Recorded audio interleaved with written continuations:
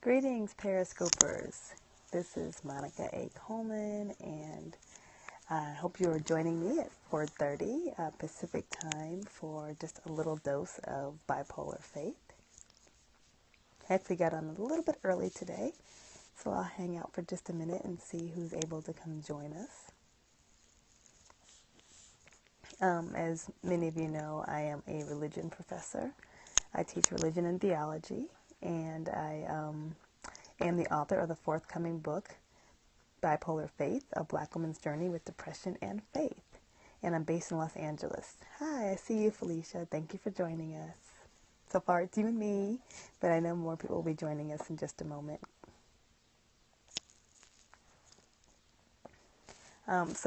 In this time, I decided I would kind of jump on for just a little bit of time every day and share about my own spiritual practices, and because that's a question I get asked the most. People ask me, what are your spiritual practices, or what do you do to live with a depressive condition? Thank you for joining us, CFG. Thank you for the hearts. Thank you for the love. I feel the love. I love those little hearts when they come flying up. I think I just like hearts too in general. I spend a lot of time cutting out paper hearts on Valentine's Day for little people to enjoy.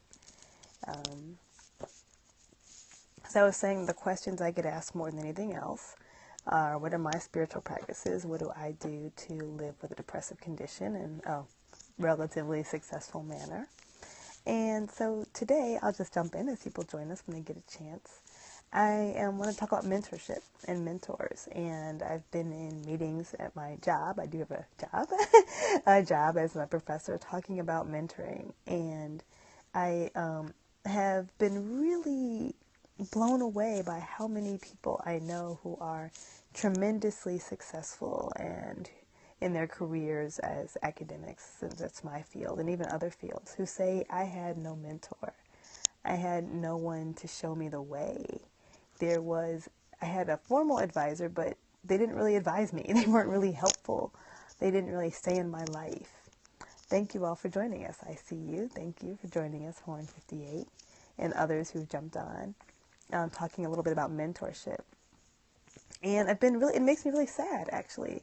I'm impressed that people have gotten so far and achieved so much while saying they don't have a mentor, but also really sad that some people haven't had that experience. And I've had really good mentors in some areas of my life, and then not many mentors in other areas of my life.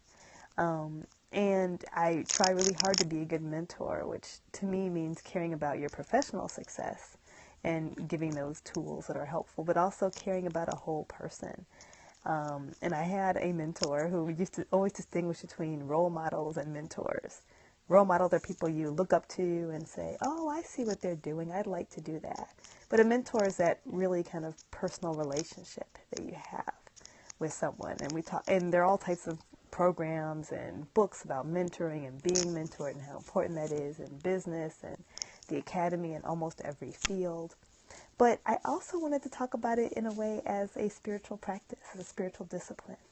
As preachers, we always talk about how everyone needs a Paul and everyone needs a Timothy, right? That there seems to have been this mentoring relationship between these two biblical writers, right? Between Paul and Timothy, our two New Testament writers, that Timothy was like this mentee of Paul, right? And he looked up to Paul, and Paul was helpful to him and guided him.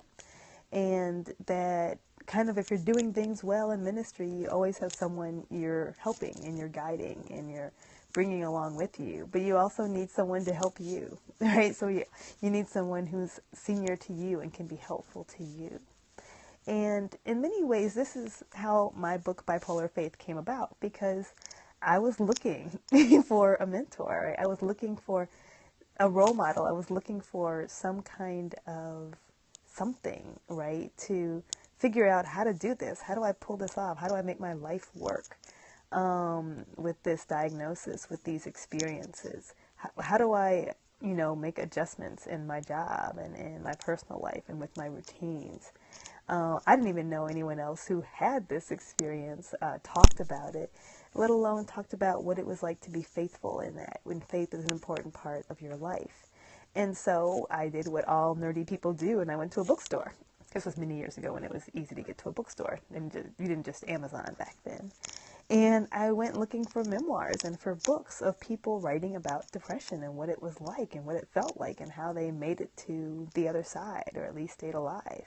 And I found a lot of really great books. I found books that were really meaningful to me, that scared me a little bit, like, oh my God, am I going to experience that? And I also experienced, but I read a lot of books where I was like, this is really interesting, but this is not my story. No one goes to church. No one wrestles with faith in these stories. Or I can read about bipolar, but that's not quite my experience because I live with bipolar 2. Or I can read about depressive condition and unipolar depressive condition, but that's not exactly my experience. And I held on to them and I read them because I was looking for something, right? For some kind of mentor. And as many people who write say, they wrote the book they wanted to read, right? The book they needed to read. And that's what I tried to do.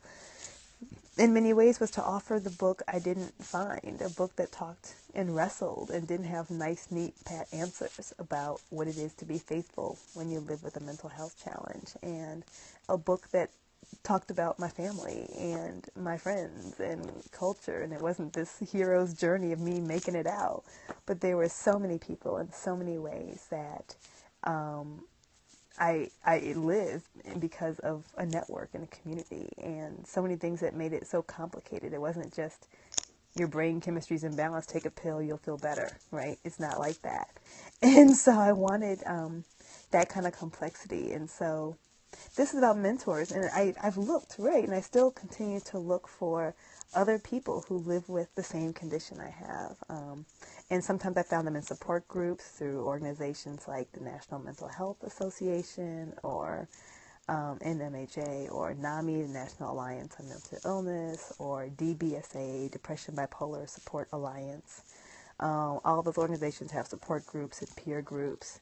And sometimes, depending on what city I've lived in, what my time looked like, I'd search them out and try to find them and make other friends and people I know. So even if they're not a role model, they're at least a peer, right? At least a friend who knows this experience from the inside out. So this is really just about mentors and how we know it's important to have role models and people we look up to and people who can help us and give us advice in every arena of our lives. And I think that it's a kind of spiritual practice to look for them, because it really takes time, and to acknowledge that I'm not out here on a solo journey. I need people to look up to, and if I've gained any wisdom, then there are times when I can help other people as well.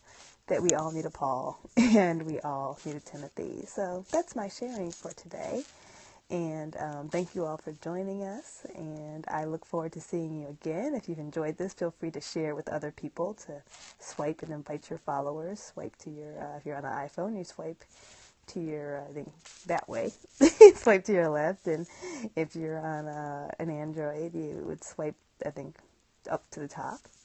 To invite other people if you'd like to share this with, or just to retweet it, or to use the hashtag Bipolar Faith.